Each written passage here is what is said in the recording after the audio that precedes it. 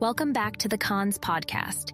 Here we explore the many facets of Turkic history, culture, religion, and politics. In the last episode, we explained the main principles and structure of Tengrism, the original religion of all Turkic peoples. Tengri, Umay, and Erlik do not fight against each other, but work together to ensure a balance of power on Earth. Before birth, all unborn children are under protection of Umay, who can be equated with Mother Earth. She is the deity of fertility, kindness, and gives life to all living beings. As Tengri is the supreme being watching from the sky, he interferes every once in a while into human affairs. Tengri does not treat believers and non-believers unequally, though, and generally rewards those who have lived a good life. Erlik, on the other hand, is the guardian of the underworld. He is not this mean, evil creature that he has often been portrayed as. It is simply his job to purify those souls who have lived a sinful life. After purification, the souls of the deceased rise to the afterlife and rejoice with their friends and family members who have been waiting for them. The Yursu are earth-water spirits, containing some of the souls of afterlife who were sent back to Earth to watch over the humans. These spirits hide in stones, rivers, lakes, forests, and even mountains. Together, all deities and the Yersu ensure that the cycle of life continues uninterrupted. While there is much more to tell about Tengrism, especially with regards to Turkish mythology, we left one question unanswered last time. Whatever happened to Tengrism? Why did it go away? And when, how, and especially why did the Turkic peoples become believers of other religions like Christianity, Judaism, and Islam? That's the topic of today's episode. But before we start, here's a friendly reminder. You can become a supporter of our cause by subscribing to our Patreon page or by simply clicking on the Become a Member button on YouTube. On both pages, you'll receive the same benefits and behind-the-scenes footage. Your support helps us keep this channel going and ensures that we upkeep the quality of both the podcast and the videos on the Khans Den channel. With that out of the way, let's start with today's topic.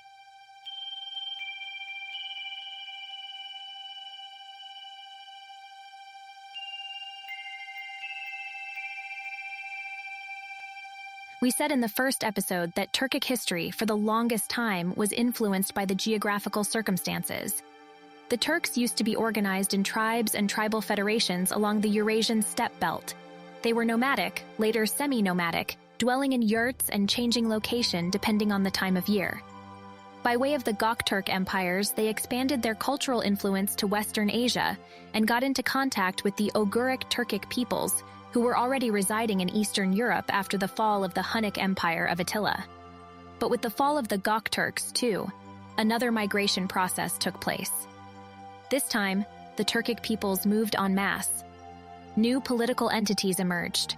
In the Caucasus, a branch of the Göktürk Ashina dynasty had already split after the murder of Tong Yabgu, the last great king of the Western Göktürks, in 629. In the course of the 7th and 8th centuries, these Turks founded the Khazar Empire. At the beginning, it only encapsulated small parts of the northern Caucasus. But as the Göktürks' power further east waned, the Khazars conquered territory to the north and west. By 800 CE, the empire stretched from Kazakhstan to Ukraine, from the Volga to the Black Sea. As the Arab Muslim Caliphate was advancing from the Arabian Desert into the north, towards the Caucasus, the Khazars emerged as the bulwark against further Islamic conquests. Meanwhile, two new conglomerates of states had emerged in Central Asia. The so-called Yabgus of Tokhara were situated in ancient Bactria and Sogdia. They also claimed descent from the Göktürk Ashina clan, while their military was composed of mixed Turkic and Hunnic soldiers. Their neighbors were the Turk Shahi, a bit further east and south, centered in Kabul. The Turk Shahi ruled their surroundings and essentially most of modern-day Afghanistan. Both the Yabgus and the Shahi were also bulwarks against the Arab invasions. In modern-day Kazakhstan and Kyrgyzstan, the Karluks reigned supreme, being one of the 3 Turkic tribes that overthrew the Ashina dynasty. And in the east, the official successor state of the Göktürk Empire was the newly established Uyghur Empire, founded by the other tribe that betrayed the Ashina. All of these states, as well as the Oghuz Yabgu tribes near the Aral Sea, were Tengrist in nature. They were also influential in holding off the Arab offensives, although in the end, only the Khazars were really successful. But all of these states, within a short period of time, left behind their old Turkic Tengrist faith. Their leaders, their dynasties converted to other religions, namely to those that were already being practiced by the state's inhabitants or those of neighboring states. The Khazars became Jewish, the Uyghurs Manicheist, the Turks Shahi, and Tokhara Yabgus Buddhist. The Karluks became the Kemek, and the Kemek later split. Some of the splinter groups arrived at the Oghuz Yabgu state, and the Oghuz in turn were the last ones to convert to Islam. These conversions laid the foundation for the end of Tengrist domination within Turkic culture. But not all Turks suddenly changed their faith. To the contrary, there are still avid academic debates about whether most, many, or only some of the aforementioned groups actually converted, or whether only the political elites left the Tengrist traditions behind. Let's take a deeper look at the process of leaving Tengrism behind and the conditions and motivations of becoming follower of a new faith. We want to focus on 3 Turkic peoples and their conversions away from Tengrism to Manicheism, Judaism, and Islam. The Uyghurs, an ethnic group of Turkic Tiela origin, converted to Manicheism in the 8th century under the rule of their ruler, Kutlug Bilge Kaghan. The reasons for their conversion to Manicheism are not entirely clear, but it is believed that political, cultural, and economic factors played a role. Manichaeism was a syncretic religion that combined elements of Zoroastrianism, Christianity, and Buddhism. It promised a message of spiritual liberation and salvation, which may have appealed to the Uyghurs who were looking for a new religious identity. Manichaeism also had an organized hierarchy and provided a clear structure for governance, which may have been attractive to Kutlug Bilge, who was seeking to centralize power and create a more unified state. Manichaeism taught that the universe was divided into 2 opposing realms: the realm of light, which represented goodness, purity, and enlightenment, and the realm of darkness, which represented evil, impurity, and ignorance. The human soul was seen as a mixture of light and darkness, and the goal of spiritual practice was to purify the soul and free it from the bonds of darkness. The Manichaean doctrine also included a complex cosmology that involved a hierarchy of divine beings and a series of cosmic cycles. The material world was created by a demiurge or lesser deity who was subordinate to the ultimate divine being. The material world was seen as a prison for the soul, and the goal of spiritual practice was to escape from the cycle of rebirth and return to the realm of light. Manichaeism was a highly ascetic religion that placed a strong emphasis on ethical behavior, self-discipline, and spiritual purity, similar to Tengrism. However, unlike Tengrism, this religion had a strong missionary tradition and spread rapidly throughout the Roman Empire, Persia, and Central Asia. It had a significant impact on the development of Christian and Islamic theology. But Manichaeism also faced persecution and suppression from various powers throughout, including the Roman Empire, the Sassanid Empire, and the Islamic Caliphate. A factor for the Uyghurs' conversion to Manichaeism may have been the influence of their Sogdian neighbors, who were already practicing the religion. The Sogdians were known for their skills in trade and diplomacy, and their adoption of Manichaeism may have made it more attractive to the Uyghurs as they sought to establish themselves as a regional power. The Sogdians used to be the most influential group along the ancient and medieval Silk Roads in Asia, as they had successfully allied with the Göktürks, facilitated trade between Turks and the Byzantine Empire, and even backed the Turks in their wars against Sassanid Persia. That was, of course, all during the Göktürk era, before the fall of the Persians and the rise of the Arabs. Finally, the Uyghurs' conversion to Manichaeism may have been motivated by economic considerations. The religion offered a set of ethical guidelines and rituals that facilitated trade and commerce, which was essential for the Uyghurs, who were heavily involved in long-distance trade across Central Asia, with the help of the Sogdian merchants. In summary, the Uyghurs' conversion to Manichaeism was likely influenced by a combination of political, cultural, and economic factors, including the religion's message of spiritual liberation and salvation, which might have appealed to Uyghur elites on a personal level. Its organized hierarchy, the influence of their Sogdian neighbors, and its facilitation of trade and commerce. Later, in the 9th century, they converted to Nestorian Christianity, which was introduced by Syrian missionaries. During Marco Polo's travels into Mongolia in the 13th century, he discovered people that seemed to be Christian in a strange sort of way. He probably encountered these Nestorian Christians. The Khazars, though, are the most interesting case study. Their empire was composed of a multi-ethnic society with a mix of Turkic tribes. They spoke a Turkic language and were skilled horsemen and archers. The Khazar Empire was also cosmopolitan, with a diverse population that included Jews, Christians, Muslims, and followers of other religions. These Turks were known for their tolerance of different religions and cultures, which is reflected in their policy of religious pluralism. The rulers, namely the Khagan and the Bek, encouraged the practice of various religions within their realm. They further promoted a culture of learning and scholarship, which led to the development of a rich intellectual tradition. The relationship between the Khazars and other Turkic states varied depending on the time period and political circumstances. At times, the Khazars were involved in alliances with other Turks. We mentioned the great Tong Yabgu of the 7th century. He had decided to stick to the Turks' alliance with the Byzantine Empire and wage war against the Sassanid Persians.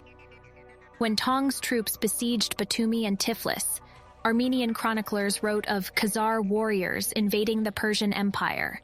While this record is anachronistic in nature, the Armenian in question, Movses Kakankatvatsi, lived 3 centuries later.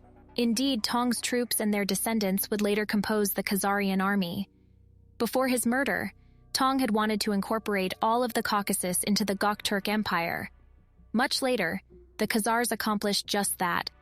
We can speculate that the Khazars, meaning several Turkic tribes, had fought not only on the order of Tong, but also as his actual allies against Persia. The Khazars also maintained friendly relations with the Bulgars, who were also of Turkic origin and who shared their religion and spoke a Oghuric Turkic language. But the Khazars also waged war against the Oghuz Yabgu Turks, who in the 9th century were growing in size and military prowess. Thus, the Khazars were known for their might and were able to expand their territory through conquest and diplomacy. However, they were also frequently threatened by neighboring powers and had to engage in alliances and treaties to maintain their independence. But how and why did they convert to Judaism? The reasons are not clear, but there are several theories. One theory suggests that the Khazars may have been attracted to Judaism because of its monotheistic beliefs, ethical principles, and legal system, which offered a cohesive identity and governance structure for their multi-ethnic state. Judaism also had a strong cultural and intellectual tradition, which may have appealed to the ruling elite, who were known for their interest in philosophy, science, and literature. Another theory suggests that the conversion was motivated by geopolitical considerations. As we have mentioned several times, the Khazars were located at the crossroads of major trade routes and were frequently threatened by neighboring powers, especially the Islamic Caliphate. By adopting Judaism, the Khazars may have sought to create a buffer between themselves and their enemies, who were predominantly Muslim. It is unclear how widespread the conversion was among the Khazar population, but it is believed to have been primarily a matter of the ruling elite. The theory of Arthur Koestler that many Jews of Eastern Europe later on would have been refugees who had left the Khazar Empire after its collapse is a hot, controversial topic. Whether only the elite or a large part of the population became Jewish or not is going to be a central topic in a future episode. The conversion of the Turks to Islam is a complex and multifaceted historical process that unfolded over several centuries and involved a range of social, cultural, and political factors. The conversion to Islam began in the 9th and 10th centuries CE. Some of the primary causes of the Turkish conversion to Islam include the influence of Arab and Persian cultures and desire for political and economic power in the Middle East. The Arab and Persian traders and missionaries who traveled along the Silk Road introduced Islam to the Turkic peoples, and some Turks were attracted to the religion's message of monotheism, equality, and social justice. The first Islamic state in Turkic history was that of the Karakhanids.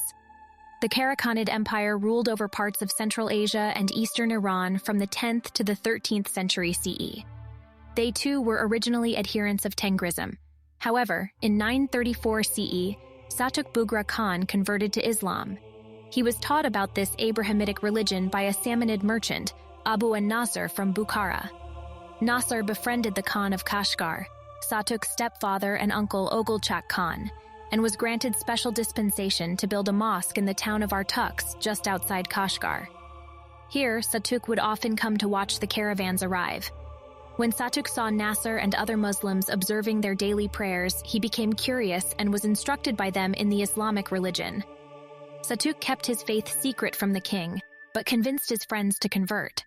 However, when the king heard that Satuk had become a Muslim, he demanded that, under advice of Satuk's mother, Satuk build a temple to show that he hadn't converted. Nasr advised Satuk that he should pretend to build a temple but with the intention of building a mosque in his heart. The king, after seeing Satuk starting to build the temple, then stopped him, believing that he had not converted. Afterwards, Satuk obtained a fatwa which permitted him in effect to commit patricide, and killed his stepfather, after which he conquered Kashgar. Henceforth, the Karakhanids under his rule waged wars against non-Muslims, including the Uyghurs Turks to the west of Satuk's empire. Another factor that contributed to the Turkic conversion to Islam was the desire for political and economic power. The Islamic Caliphate of the Abbasids was powerful and wealthy, and the Turkic peoples sought to establish alliances and trade relationships with them. By converting to Islam, the Turkic rulers were able to establish diplomatic and commercial ties with the Islamic world, which helped to boost their economic and political power. This had become necessary as by the 9th century, many Turks were present on Abbasid soil, often serving as military guards of the Caliph. Even before the invasion of Persia by the Seljuks, the Near East had already become crowded by various Turkic warriors and their families. The Seljuks, though, indeed accelerated the process of Islamization of the Uyghurs Turks. Stemming from the Khazar tribe, the Seljuk dynasty quickly conquered Iran, Iraq, Syria, the Levant, and most importantly, the Holy Land. The Khazar tribe was also the first of the Uyghurs tribes to become Islamic. However, there are a few inconsistencies in this story. While the conversion of Seljuk, the founder of the dynasty, to Islam is generally accepted as a fact, the name of his sons and grandsons might raise an eyebrow: Mikhail, Israel, David, and Joseph. It is rather uncommon within Muslim families to give a newborn boy such names that are of Jewish tradition. Then again, we don't have any source that could indicate the influence of a religion other than Islam upon the Khazar tribe. With the Seljuks, many Turkish tribes of the Oghuz Yabgu state entered Anatolia. The conversion of the elite and ruling classes of the Beyliks that were now being established by the tribes was an important factor in the spread of Islam among the Turkish people and all over Anatolia. Whether only the elite or a large part of the population became Jewish or not is going to be a central topic in a future episode. The conversion of the Turks to Islam is a complex and multifaceted historical process that unfolded over several centuries and involved a range of social, cultural, and political factors. The process of Turkish conversion to Islam was often marked by a process of cultural syncretism, in which elements of Islamic and Turkish culture blended together over time. This resulted in the emergence of a unique and distinct Islamic tradition among the Turkic peoples in general, not just the Turks in Anatolia, which reflected their cultural and historical background. Nonetheless, Islam in all Turkic countries is different than in, let's say, the Arab realm. The differences between the various Islamic schools of thought have influenced the way Islam is practiced in Turkic and Arab countries. For example, the Hanafi school of thought, which is prevalent among most Turkic Muslims, places a greater emphasis on reason and rationality than on strict adherence to religious doctrine. This has led to a more flexible and pragmatic approach to Islamic law and practice, and this fact also goes in hand with the secular approach of the Turkic states. The Republic of Turkey and Azerbaijan, for example, are secular countries. While they have obviously been impacted by the Islamic religion, the Sharia, Islamic law, is not present in either of these countries.